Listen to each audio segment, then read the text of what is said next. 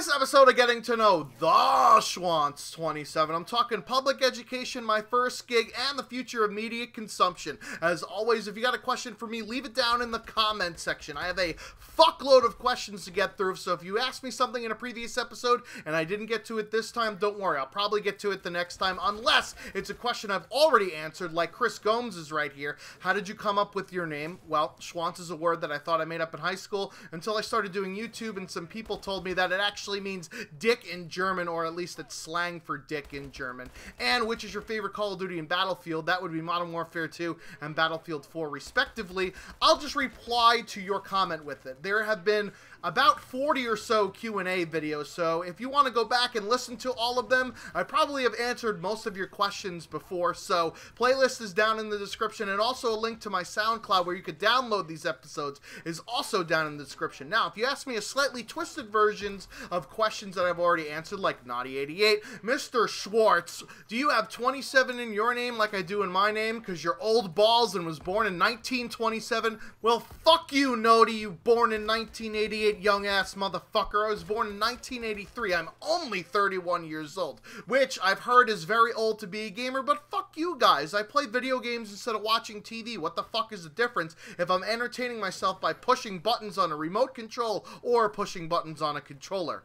Similarly, there's a comment from BB Mini back here that says, there's a crappy horror movie parody on Netflix called Shriek If You Know What I Did, Friday the 13th. And at one point, the main character says, well, so what if Barbara said I have a small schwanz? And it got me thinking, what is a schwanz and why 27 of them? Well, I answered your 27, it's my lucky number, and it also happens to be my class rank because I'm a smart motherfucker, 27 out of over 400 in my graduating class. But if you can't tell what the meaning of the word schwanz is from the context of that sentence, I really can't help you out, buddy. Come on, there's this thing called Google, fucking use it.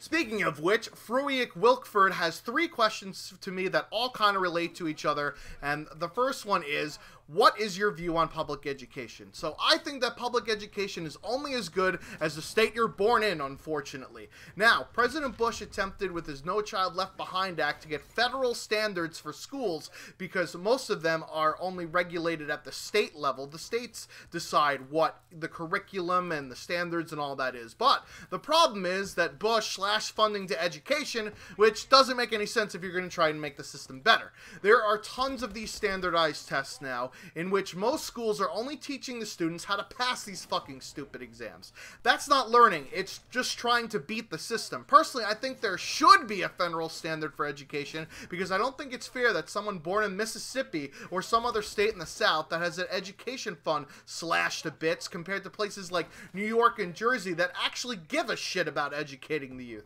The problem is implementation. Standardized tests are a bad way to assess this because every student learns differently and performs differently in certain situations. You could have somebody that just memorizes the material for a standardized test do better than someone who's trying to take the time to learn the intricacies of the material, be it like a formula in math or cause and effect in history. Yet, the person that learns how to learn is the person that will be much better off in the long run than one that memorizes just how to skate by. And there's also people that don't do good when they take tests either. How do we assess this then? The same way you usually do throughout the school year, by giving projects, tests, quizzes, labs, homeworks, presentations, shit like that. This way you craft a more well-rounded person in the end, but you do it by giving out standard curriculum and metrics to evaluate students fairly across the board. Also, money has a lot to do with it. Think about it. If your home is in a better school district than a similar home, it's going to more likely cost more money to purchase the home in a better school district. Thus, the public school system will adversely affect people that have less money because generally better school systems mean higher home prices. His next question is, do you think too much of our society is ignorant? I don't think it's too much, but I do believe there's a large segment of our society that is ignorant. With how much information is available to the people now via the internet, it baffles me that I get asked questions all the time that somebody could find out by just fucking Googling it. I think there's inherent laziness and instant gratification due to our technology that society has been ingrained with. We need to know the answer right fucking now, and I don't want to bother getting the details or weed through the nuances of the subject. And this kind of answers the last part of your question. Do you think the ignorance in America is what public education is producing? Not exactly. I think there's definitely room for improvement in our public education system, but I don't think it's the reason why there's so much ignorance out there. I mean, You know, there's so much good information out on the internet, but there's also terrible information. There's lots of lies and bullshit spewed all over the place. We have an amendment to the Constitution that doesn't censor speech, even if it's completely wrong and erroneous, unless it's infringing on the rights of others. So this is part of the consequences you deal with when you have free speech. There are people that say things that are completely not true, or racist, or homophobic, or all this other shit, and there isn't any censoring it. There's also a lot of parental influence over a child that is difficult to manage. You can try and teach people values in school only to have them undone in the home by a different set of values. I think there's a lot more overparenting going on as well, which will negate progress in public schools. The most important thing that education should teach is teach people how to learn. If you could teach critical and analytical thought, you could teach anyone any skill. If you teach people media training, for example, then people won't always believe what they're told from a person who has a vested interest in that information. Yeah, I'm going to trust a tobacco company to tell me that cigarettes aren't linked to cancer, right? This is part of learning how to think critically, which is also tough to assess as a standard, but it's extremely important. Another thing that is no standards everywhere that John Oliver tackled recently, and I think is extremely important, is sex education. People are so ignorant about, you know, our reproductive systems and, you know, teaching people abstinence only, which doesn't fucking work, that it allows for teenage pregnancy, and this will inherently repeat the cycle of poverty. And when we give breaks to people who have 4, 5, and 6 children, this is an incentive for people to reproduce, when really we should be incentivizing people to reproduce only if they have the means to. So I think that is a huge part of education that is lacking a standard that many people overlook. Next question is, I Want Apples 109. Hey Schwantz, do you like Hardstyle? If you haven't heard of it, here's a Hardstyle song that you might like. Emotion of the dark side. So basically what I take from it is hardstyle is basically house music with like a deeper bass drum or kick drum or beat. I like house music, some house music. Hardstyle might be a little bit too much with the impression of the beat, but you know, I don't mind that type of music. The Jinx, MC, Schwantz, what bands do you like? And do you like the band Attila? If not, you should listen to one of their songs. Well, here's what Attila sounds like.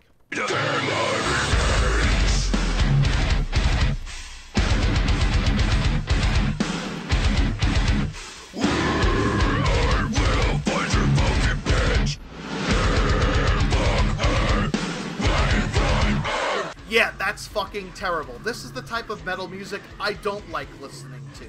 I don't like guttural, growling vocals, and this type of, like, hardcore metal music is basically just repeating whatever the drums is doing. The guitar isn't really doing anything intricate. There's no melody, there's no lead lines, it's all dun-dun, dun-dun, dun-dun-dun-dun-dun-dun, dun-dun, dun-dun. It's just machine gun style, not my type of music.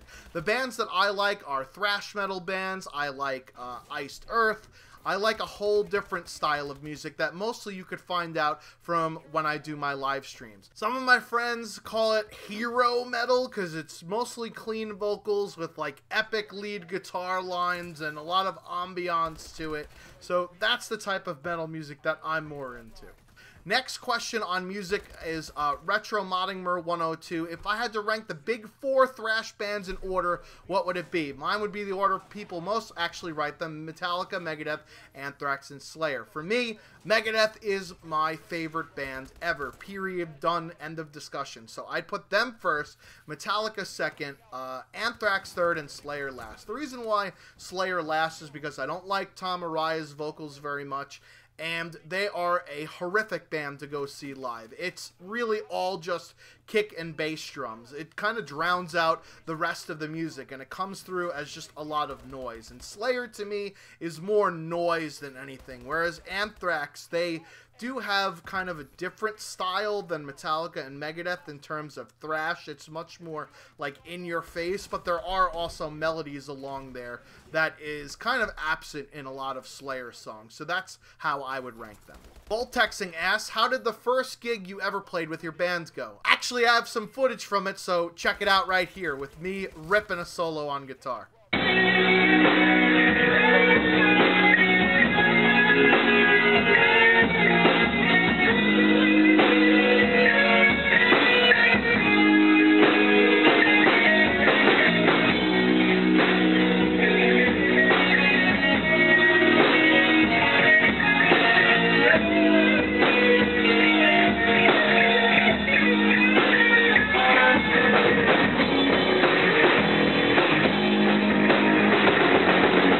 So yeah, I really did enjoy playing my first gig. I was nervous at first, but then I thought to myself, hey, these are all original songs. Nobody's gonna know if I fuck up or not, right? And that's the good thing about having two guitar players, is that if you fuck up, people most likely won't notice because there's another guitar playing in the background as well. If you're the drummer and fuck up, that's a big difference. Everybody knows when the drummer fucks up. And you guys saw my little chick magnet shirt I got going on there. That was fucking awesome, which speaks to iPhoneers' next question. Schwantz, what kind of clothes do you wear? What are your favorite brands and what's your style? For me, when I wear t-shirts, I like to wear funny, comical t-shirts with sayings on them. Like another t-shirt that I have rather is from Old Navy actually, and it's got on it a picture of an atom and it says, "You can't trust atoms, they make up everything." I thought that's kind of a clever play on words with like science and stuff. So I like clever t-shirts. And then obviously, since I'm much older, I have to have business casual attire when I go to work. So I will wear polos and I will wear button downs. I'm not loyal to any particular brands per se. But Express has really nice, more dressy type of shirts for men. So Express, I guess I'll go with for like button-ups and whatnot. Or is it button-downs? I never know which to call them. So forgive me down in the comments section there. But when I was in high school, I used to wear more of like, back in the day, it was kind of like PacSun was the place to go and shop for clothes. It had all like the skater and the surfer wear. Even though I didn't skate or surf, I used to wear shirts kind of like that because I liked the way they looked. I liked the way they were designed. So that was my style, if you will, in high school. And I also like wearing band t-shirts as well. GovHQ, my friend is doing his first ever commentary. As someone I look up to as my favorite YouTube commentator, thank you, GovHQ. Really appreciate it. Is there any tips you can give to him to get his feet off the ground? So the first thing and the most important thing is listen back to your video or your commentary after you've finished it. If it is something that you would turn off and turn away from, then do it over again. Make sure that you keep the viewer or the listener rather engaged, and make sure that you're not boring or not monotone. You infuse some sort of energy into it. Intonation, reflection, cadences, those things will all come in time and will come with practice. But the most important thing for like the first ever commentary is be sure to listen back to it. And if it's something that you would click off of, then don't upload it. Fucking redo that shit again. And audio quality is extremely important. If you want good audio tips, go look up Pico210's How to Audacity tutorial. That is a great way to make your audio sound pleasant, even if you have subpar equipment. Dalton Morley asks, Popeyes or KFC? For me, I much prefer KFC, and it's because I don't really like spicy food very much. And to me, Popeyes is a little bit more spicy than KFC is. And I know KFC has spicy chicken and yada, yada, yada. But even in like the original, no bullshit attached, I feel that Popeyes has a little spice and kick to it and flavor to it that I'm not really crazy about. The Cajun flavor is just not for me. Andy Way asks, how many potatoes could I hold in one hand? So it depends. Are we talking fingerling potatoes? Are we talking Yukon potatoes? Are we talking red potatoes? Are we talking yams? There's so many different types of fucking potatoes going on here, but my most favorite types of potatoes that I like to hold, tater tots. Fucking love them shits. Tater tots are amazing. How many could I hold in one hand? More than I could fit in my mouth, I'll tell you that much, baby. Take that joke however you will. The AKE Mans 12 asks, before applying at Viacom, I was applying at IBM a while back, which is where I happen to work. And one thing I noticed was that IBM required 25% travel for business. Would you say your job includes that 25% travel? Absolutely not. I go to my desk and I do not move from my desk for 8 hours, and then I go straight the fuck home where I do my YouTube videos. I've only been on one business trip, and that was to the Share Conference, which is a big mainframe conference, and it was in Boston. And we traveled there on like tour buses there and back. So we left at 5 a.m. and we got back at like 11:30, 12 o'clock at night. So it was a long fucking day. If not, would you accept a job with medium mass travel is the next part of his question. So I don't think I'd like to have a job in which I travel, and here's why. When I go on vacation, or holiday as you guys call it across the pond, I like to enjoy myself, and I don't like to be on a strict timeline, but I do like to have things that I want to do, and they're usually leisurely activities. They're usually like, for example, if I'm in a tropical place, I want to go snorkeling, I want to take surfing lessons, I want to go out on a sunset booze cruise. If I'm in, another place like Africa, I want to go on a safari, I want to do bush tours, I want to do things like that. So for me, if I were to travel for business, and when I went to this conference for business, I really didn't get to experience anything other than the conference itself. Sure, the conference was fun, it was extremely informative, but if I'm in a place, if I'm in a city, I want to experience that city. I don't want to experience me doing work in that city. So that's why I wouldn't like traveling with my job. And speaking of traveling, Stato asks, what is the best country you've gone to on holiday? Obviously, this is pretty easy. For my honeymoon, I went to South Africa with Ms. Schwantz. Loved every minute of it. There's a video, I'll link it down in the description, of when I got back. I posted some pictures and I posted some videos in this gigantic long video. You can go check it out. I'm going to be going away in October to Botswana, so I'm going back to Africa, and hopefully that will be just as good, if not better, than South Africa. Also, in the last Q&A, you said you've been to the UK. What did I like most about it? Apart from the shitty weather, of course. I stayed in London, and the thing that I liked most about London is that people are drinking at all times of the fucking day. It was like 2 o'clock in the afternoon on a Thursday, and people were huddled around in a bar watching a cricket match. I don't know if that happens anywhere else, but it was very strange to me, because most of the time in all of the places I've been, and this includes New York City, where there are lots of tourists that do drink at a bar, I've never seen a people that would just take breaks from work to go out and go drinking. So I thought that that was cool. They knew how to have a good time. And finally, what is the best game that you played apart from Battlefield and Call of Duty? Well, on one of my recent crew casts, I listed off top 5 games, or my top 5 Hall of Fame, basically. And that would include Chrono Trigger from the Super Nintendo. That, to me, is probably my favorite game of all time. Such an amazing game, very deep. They don't make RPGs like that anymore, unfortunately. I loved Mega Man X as a platformer, probably the greatest video game music aside from some of the RPG games of all time. Perfect Dark Zero was probably my favorite shooter game of all time. This includes Call of Duty and Battlefield. I just loved Perfect Dark so much on the Nintendo 64. Another one would probably be Rock Band. I love playing Rock Band, and I like it better than Guitar Hero because the DLC models are better. The campaign, or like when you go on tour, is much better in those Rock Band games than it is Guitar Hero. And one last one for number 5 would have to be a racing game. Need for Speed Underground, part racing game, part RPG. Loved playing that on the GameCube is when I had that. So that's like my top 5 of all time, and that answers Buttgrease69's question, what is your other favorite game other than COD? So let's move on to Tiggle5485 Schwancy. What do you hate more? Getting sniped from the back of the map or getting quick-scoped at shotgun range? Definitely getting quick-scoped at shotgun range, even though I will concede that that takes much more skill and twitch aim than getting sniped from the back of the map. To me, snipers are supposed to be kind of the long-distance players, although in Call of Duty, I don't think that there's a place for sniping because the maps are too small for that. Battlefield feels much more natural for sniping for me, but getting quick-scoped and getting killed by a glitch in the ADS mechanic is fucking annoying. The Craze, what do you think about that one kid who's screaming and playing music to the mic alone in game chat or party chat? I fucking hate these people. Dude, what makes you think I, one, want to listen to your shitty fucking music that you probably just downloaded from Taylor Swift's new fucking album? Secondly, the audio quality is fucking abysmal. I don't want to hear that shit. If I want to hear my own music, I'll pop in my fucking headset. 2 more questions here. Sam Aborakti, in your opinion, what is the worst gun in the Call of Duty franchise?